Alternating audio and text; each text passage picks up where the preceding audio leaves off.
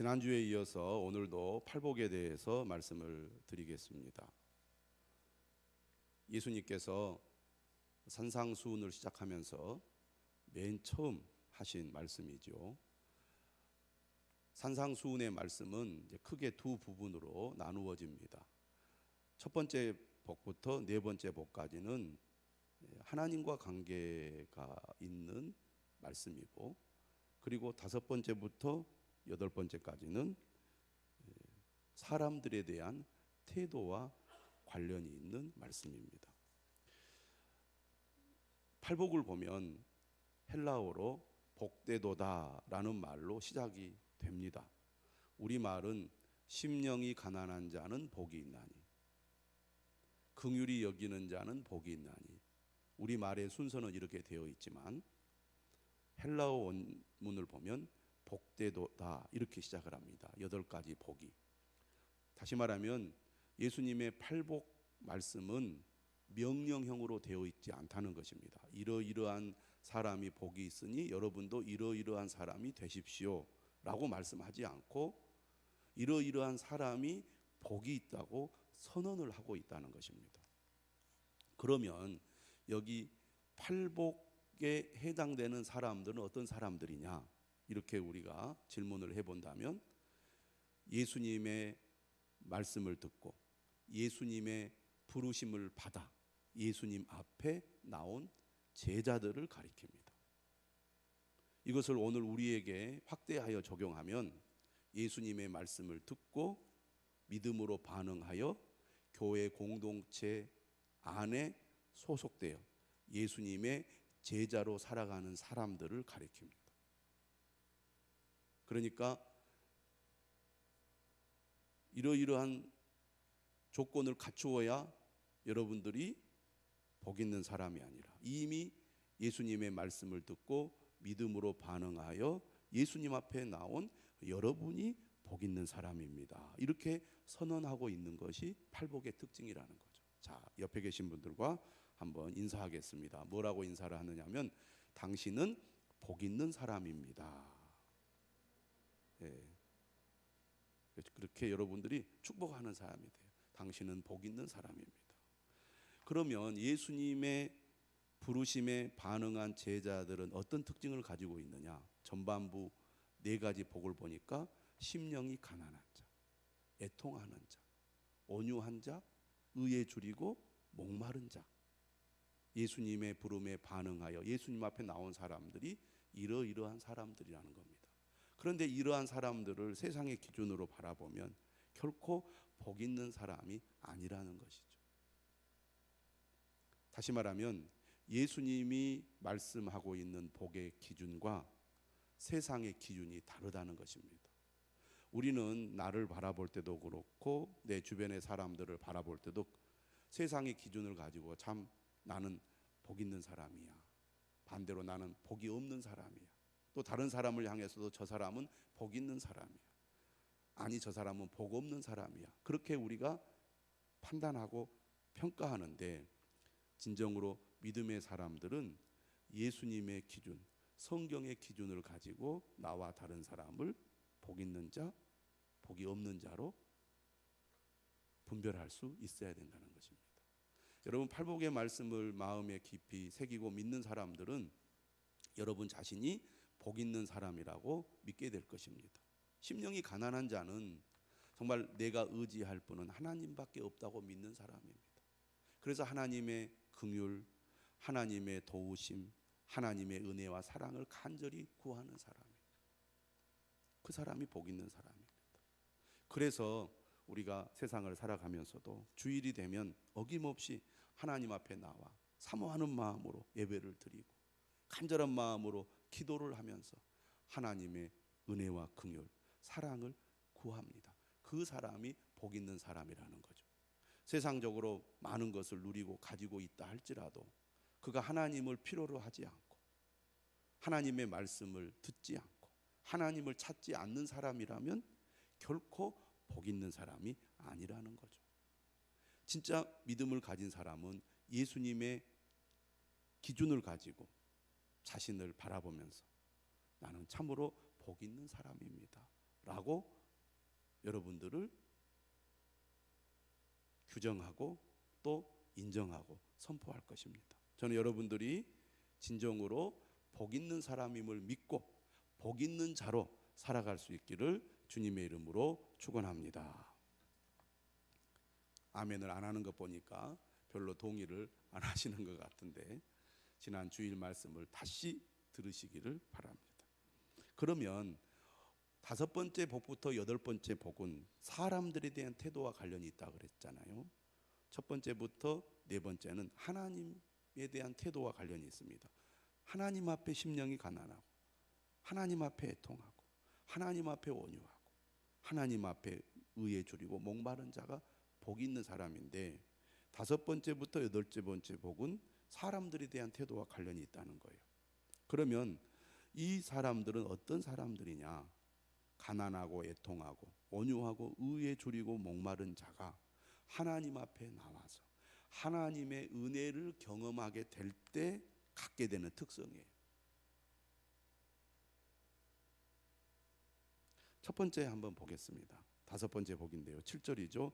긍휼히 여기는 자는 복이 있나니 그들이 긍휼히 여김을 받을 것이며. 긍휼히 여긴다는 것은 여기서 다르게 표현하면 긍휼을 베푸는 자입니다. 긍휼을 베푸는 자가 복이 있다고 말씀하십니다. 긍휼을 베푼다는 것, 다시 말하면 긍휼이란 어떤 마음이냐면 불쌍히 여기는 마음이죠. 다시 말하면 자비를 베푸는 자입니다. 마태복음을 우리가 쭉 읽어오고 있는데 마태복음에서 긍휼이라는 이 단어는 매우 중요한 단어입니다. 예수님께서 말씀하신 교훈의 핵심에 해당하는 게 긍휼이에요. 그래서 예수님은 율법보다 무엇을 더 중요하게 강조하시냐면 긍휼을 강조하십니다. 긍휼은 심각한 상황에 놓인 사람들을 향해서 친절을 베풀고 그들의 아픔을 자신의 아픔으로 느끼며 관용과 동정의 마음으로 대하는 것을 가리킵니다. 누가 이러한 마음을 가지고 있습니까? 예수님이죠. 그러니까 예수님의 말씀을 듣고 예수님의 마음을 갖게 되면 자연스럽게 그 사람도 긍휼의 마음을 가지고 다른 사람들에게 긍휼을 베푸는 삶을 실천하게 된다는 것입니다. 다시 말하면 은혜 받고 말씀에 깊이 잠기게 되면 우리 안에서 긍휼의 마음이 솟아나서 다른 사람을 대할 때 긍휼의 마음으로 대하게 된다는 거죠. 세상은 냉정하죠. 정말 우리가 정신 차리지 않으면 당하기 쉬운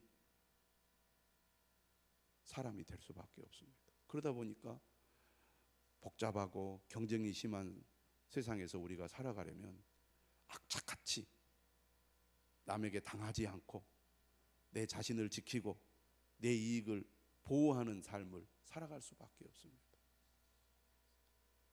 그러다 보니까 사람이 긍휼의 마음을 갖기가 어렵죠. 저 사람이 나한테 왜 저렇게 하지? 무슨 꿍꿍이 속이 있는가? 이런 상황 속에서 내가 어떻게 나 자신을 지킬 수 있지?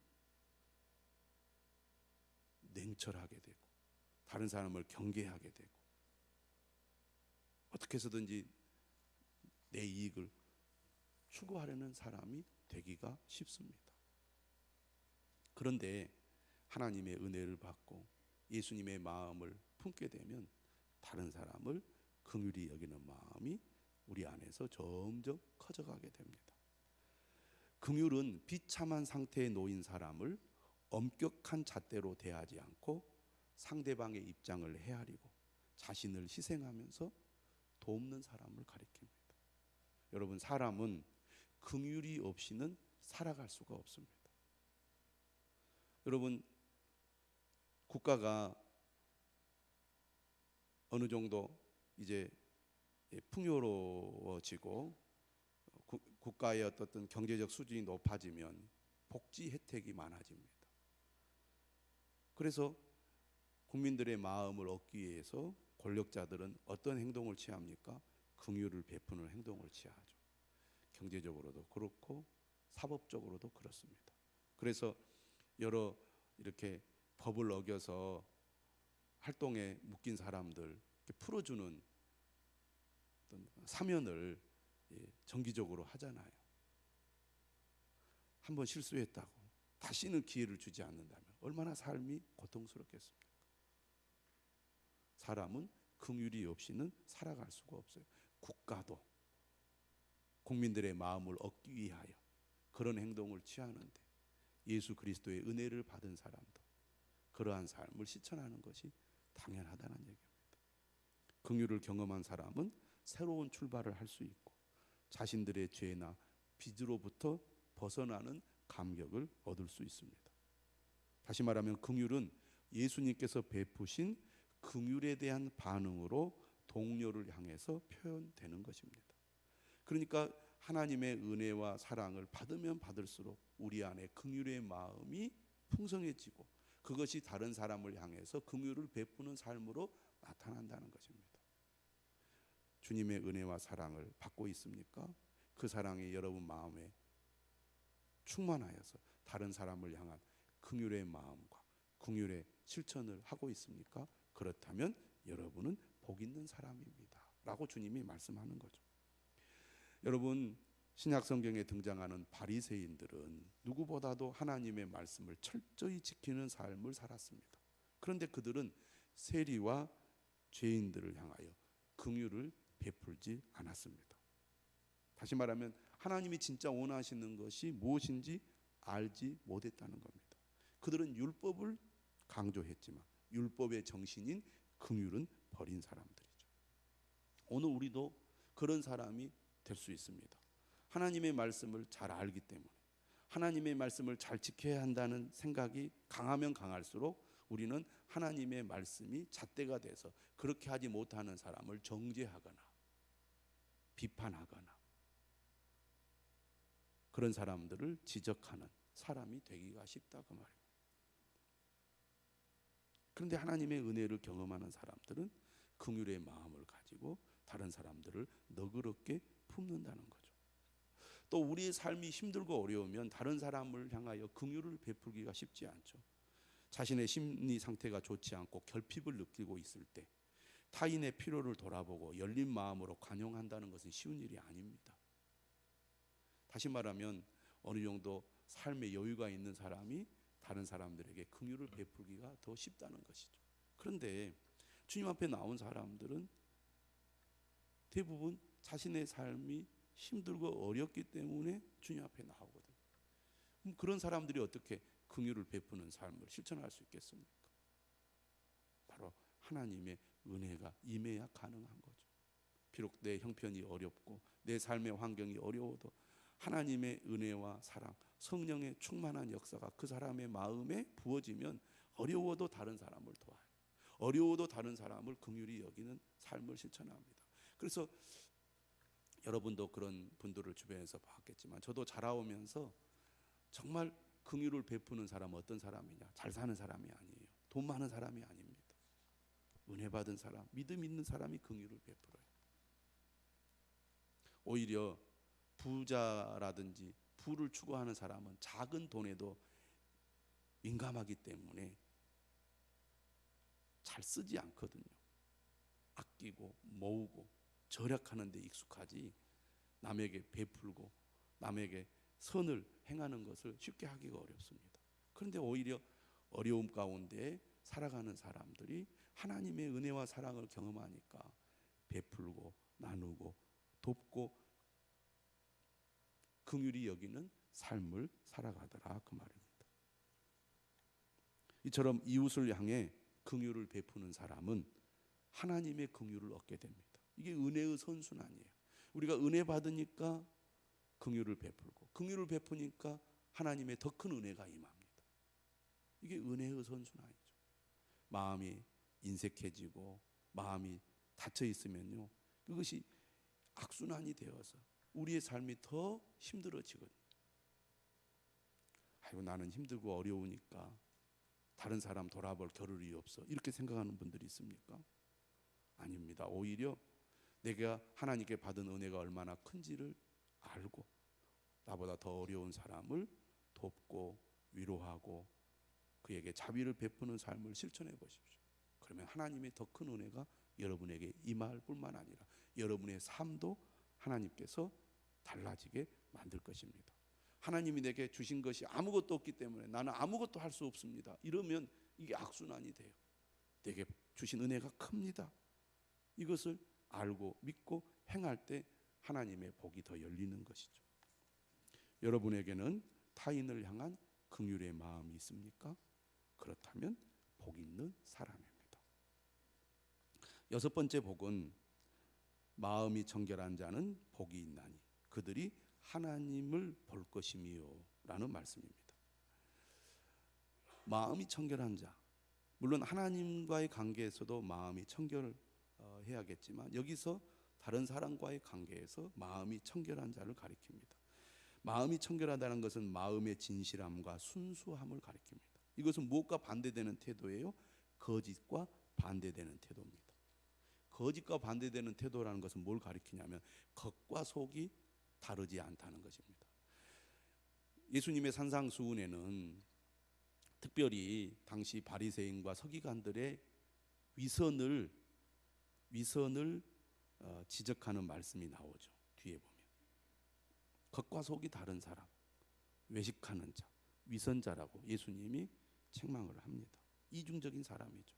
여러분, 종교인들이 이런 사람 되기가 쉽습니다. 겉과 속이 다른 사람, 다른 사람을 대할 때도 겉과 속이 다른 사람, 이 사람은 마음이 순수하고 깨끗한 사람이 아니죠. 무엇보다도 깨끗함과 청결함은 윤리적인 용어로 사람들에 대한 태도를 뜻하는데 마음이 청결하다는 것은 그 사람 자체가 진실하고 순수하다는 것입니다.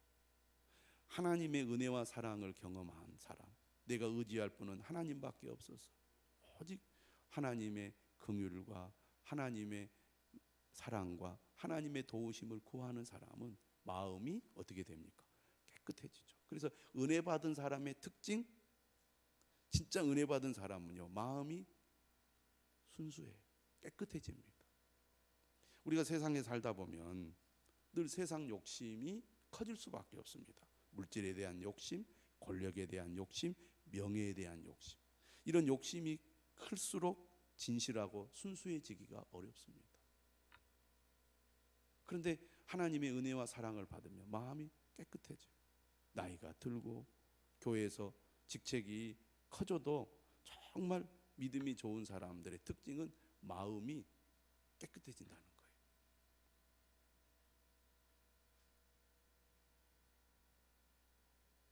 심령이 가난한 사람, 의에 줄이고 목마른 사람은 마음이 청결한 사람이 된다는 얘기죠. 이 여섯 번째 복의 구약 배경이 시편 24편 4절에서 6절의 말씀인데요. 그 윤리적인 의미를 살펴보면 이런 겁니다. 하나님의 얼굴을 구하면서 성전을 향해 올라가는 예배자를 향해서 이런 주문을 해요. 손을 깨끗하게 하고 마음을 청결하게 하라. 손이 깨끗하다는 것은 하나님과 다른 이들에 대해서 죄를 짓지 않는다는 것을 의미합니다. 손이 깨끗하며 마음이 청결하다는 것은 곧 하나님과 이웃에 대해 진실한 사람을 가리킵니다. 성전에 예배하러 올라갈 때 하나님과 이웃에 대해 순수하고 진실한 태도를 나는 가지고 있느냐 살펴보라는 것이죠. 여러분은 어떤 마음으로 어떤 생각을 가지고 이 자리까지 오셨습니까? 나는 한 주간 살아가면서 얼마나 하나님 앞에 순수하고 진실한 태도를 지니고 살았습니까?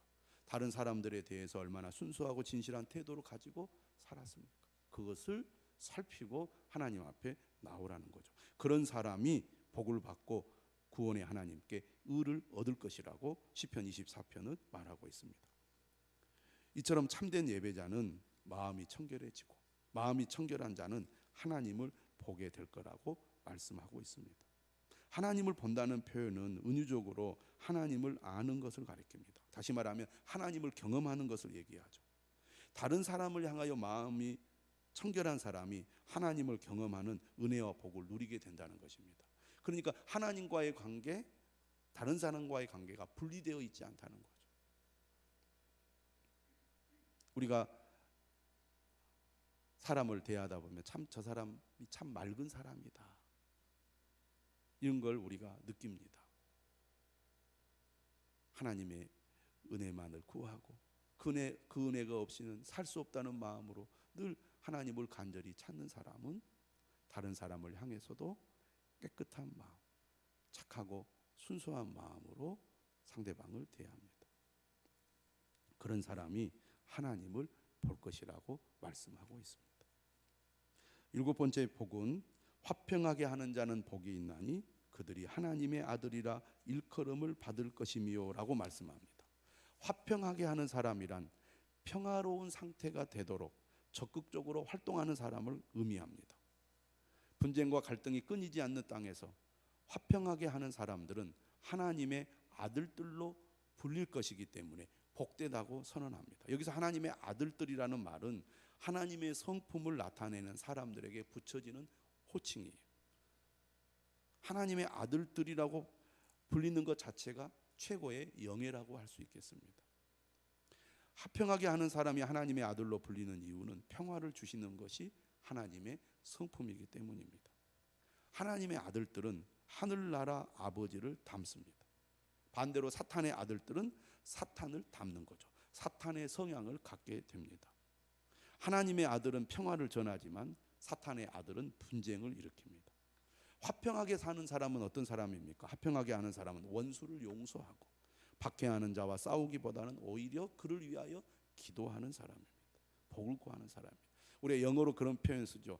피스메이커, 평화를 만드는 사람입니다.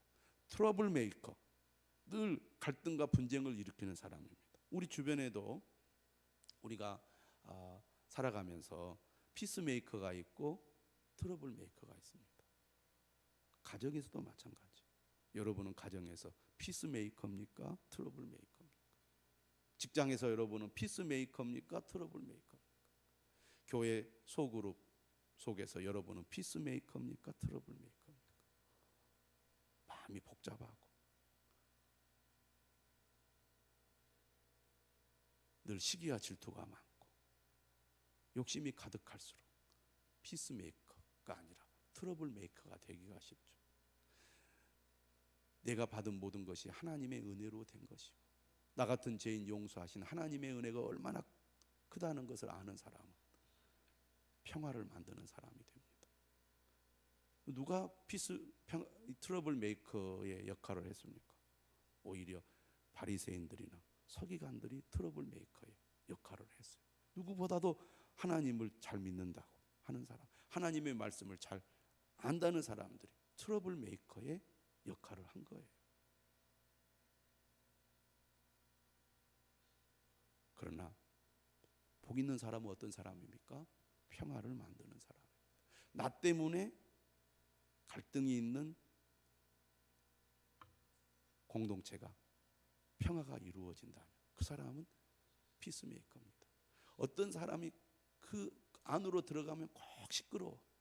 그런데 어떤 사람이 그 안에만 들어가면 관계가 평정이 돼서 평화로워. 그래서 누가 저 그룹에 속해서 같이 활동한다 걱정이 되는 사람이 있고, 저 사람이 지금 들어가서 활동하니까 야 이제 좋아지겠다 그렇게 기대되는 사람이 있다 그 말이에요.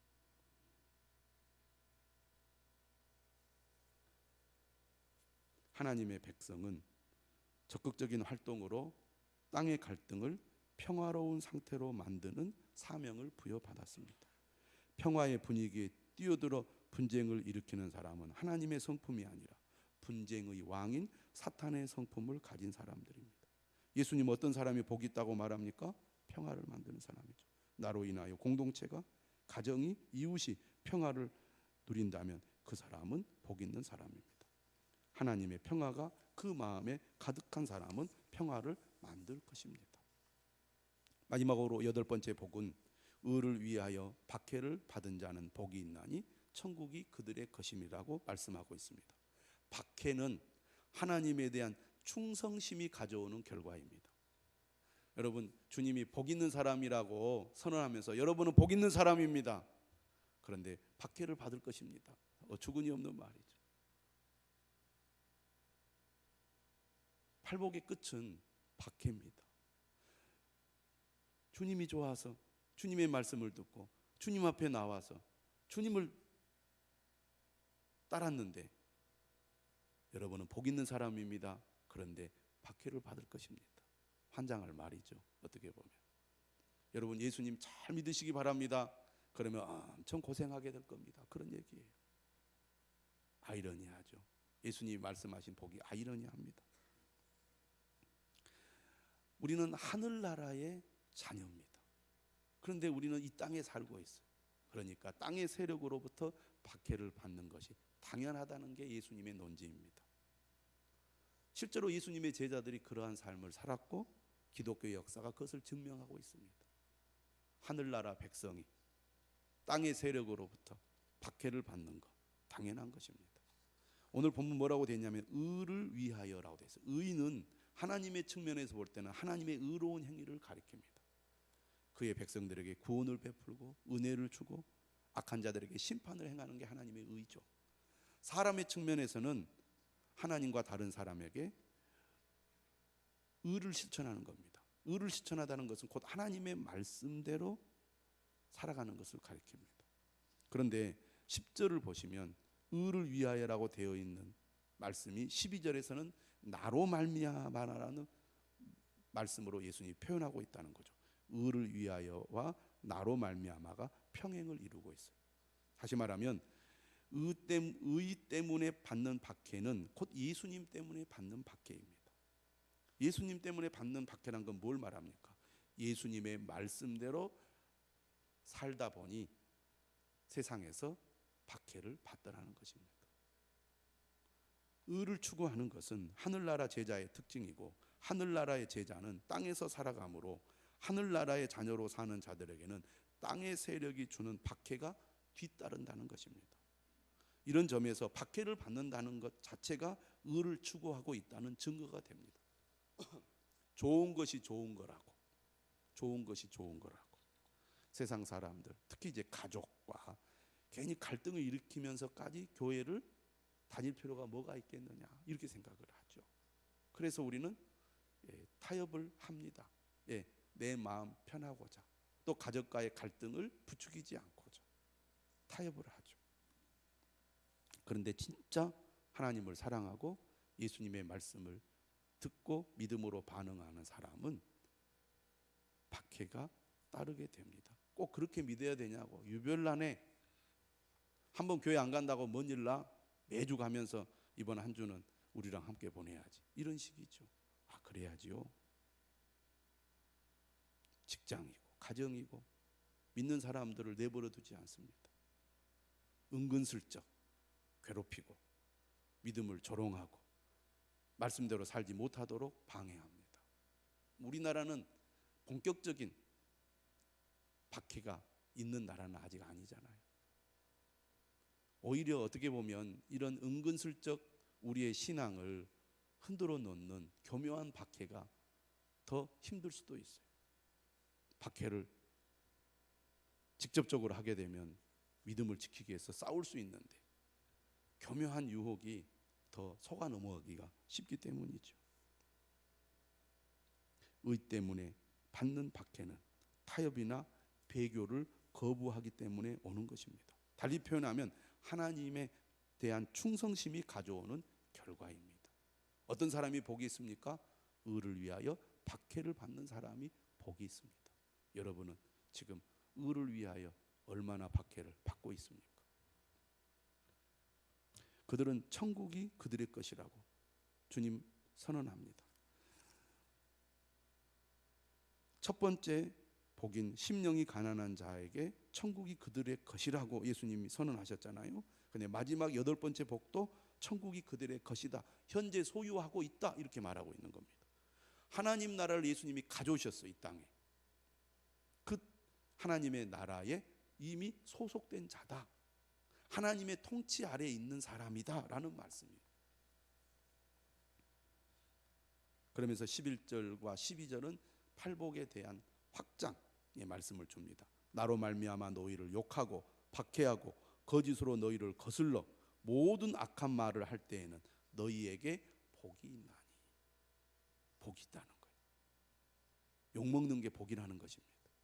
사람들의 손가락질이 오히려 복이라는 것입니다. 물론 믿는 사람들이 세상 사람들보다 더 못한 삶을 살아서 욕을 먹는다면 그것은 박해가 아니죠. 그런데 우리가 주님의 말씀대로 산상수훈의 말씀을 따라 실천하기 때문에 사람들로부터 비난을 받고 박해를 받는다면 그 사람은 복이 있다는 겁니다. 그러므로 우리가 오히려 박해를 받고 있는 현실을 참 나는 복 있는 사람이다라고 생각해야 된다는 거죠. 그래서 주님 뭐라고 말하냐면 박해를 받는다는 것은 고통을 겪는다는 거거든요. 몸과 마음이 어떤 형태로든 우리가 고통을 겪는데 주님 뭐라고 말하냐면 기뻐하고 즐거워하라 이런 말이에요. 여러분 고통을 겪는데 즐거워하는 사람 이상한 사람이죠. 그런데 예수님 그렇게 얘기해요. 기뻐하고 즐거워하라 그럽니다. 즐거워하라. 오히려 생각을 바꾸라는 거죠. 그래, 오히려 이건 기뻐할 일이야. 즐거워할 일이야. 그렇게 생각을 전환하라는 얘기죠. 왜 주님이 그렇게 생각하라고 말하냐면 하늘에서 너희의 상이 클 것이기 때문이라고 말합니다. 하늘에서 너희의 상이 클 것이다. 하늘은 자 마태복음에서만 하늘이라는 단어가 나옵니다. 하늘나라라는 표현도 예수님 이 하늘나라라는 표현도 마태복음에서만 사용해요. 하늘에 속한 나라라는 거죠. 그런데 이 하늘이라는 이 낱말은 영역의 의미를 가지고 있어요. 장소의 의미를 가지고 있다 그 말입니다. 이 하늘은 하나님께서 의인들을 위해 준비한 곳입니다. 하늘에서 받을 상이 크다는 표현은 종말론적인 반전을 뜻합니다. 하늘에 계신 하나님은 제자들의 아버지가 되시고 현재의 질서가 역전이 되어서 그들이 이 땅에서는 박해를 받지만 하늘에서 큰 상이 예비되어 그들에게 주어질 거라는 거예요. 하나님은 하늘에 계시며 그의 자녀들을 위해 상을 하늘에 쌓고 계신다는 겁니다. 그래서 주님은 이러한 사람들을 가리켜서 복 있는 사람이라고 말씀합니다. 사랑하는 여러분, 세상의 기준이 아니라 예수님의 기준을 가지고 내가 복 있는 사람임을 믿으시기를 바랍니다. 복 있는 사람으로 살아가시기를 바랍니다. 하나님을 향해서도 복 있는 사람으로, 다른 사람을 향해서도 복 있는 사람으로 살아가시기를 바랍니다. 우리 모두는 주님의 부름을 받아 믿음으로 응답한 복 있는 사람입니다. 이 믿음을 가지고 살아가는 저와 여러분들이 되시기를 주님의 이름으로 축원합니다. 찬송하겠습니다.